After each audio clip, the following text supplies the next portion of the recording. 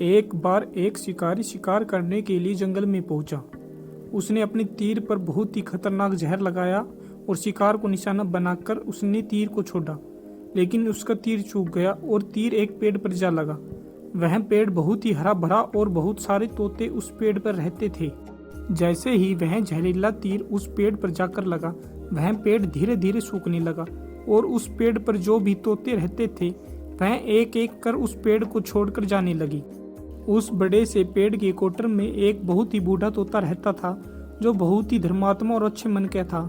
सभी तोते उस पेड़ को छोड़कर जाने लगे थे, लेकिन वह बूढ़ा तोता जाता था, दाना लेकर के आता और उसी कोटर में आकर बैठ जाता था, परंतु उसको छोड़ने को तैयार नहीं था।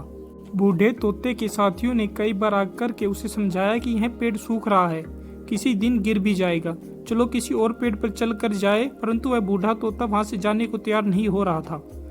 अब यह बात देवराज इंद्र तक पहुंची। उन्हें बताया गया कि एक तोता है, वह जिस पेड़ पर रहता है उस पेड़ पर एक जहरीला तीर लगने के कारण सूखने, गिरने और खत्म होने के कगार पर आ पहुंचा है। और एक बूढ़ा तोता अभी भी वहीं पर रह रहा है।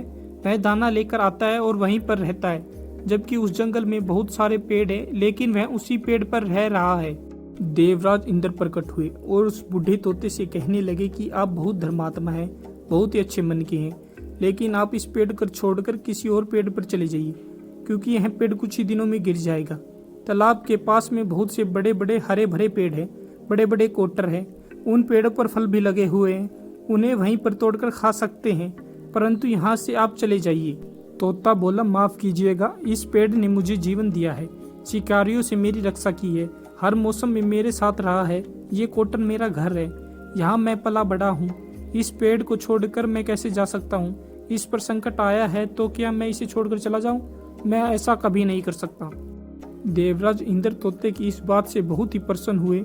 उन्होंने तोते से कहा, मैं आपकी इस बात से खुश हूँ, मांगो जो आपको मांगना है। उस बूढ़े तोते ने कहा, मुझे बस इतना मांगना है कि जिस पेड़ ने मुझे जन्म दिया, जहाँ मैं रहा पला बड़ा, जिसे आप मेरी जन्मभूमि कह सकते हो, आप इसे फिर से वैसा ही हरा भरा कर दो जैसे यह था।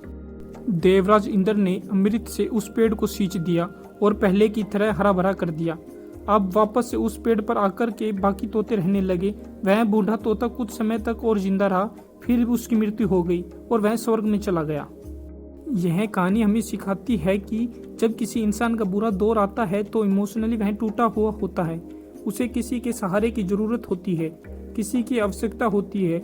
अगर आप ऐसे समय में उसे छोड़कर चले जाएंगे, उससे बात नहीं करेंगे, मुंह मोड़ लेंगे, तो आपसे बुरा कोई नहीं है, क्योंकि आप किसी के सुख का साथी बने या ना बने, लेकिन आपको हमेशा किसी के दुख का साथी जरूर बनना चाहिए।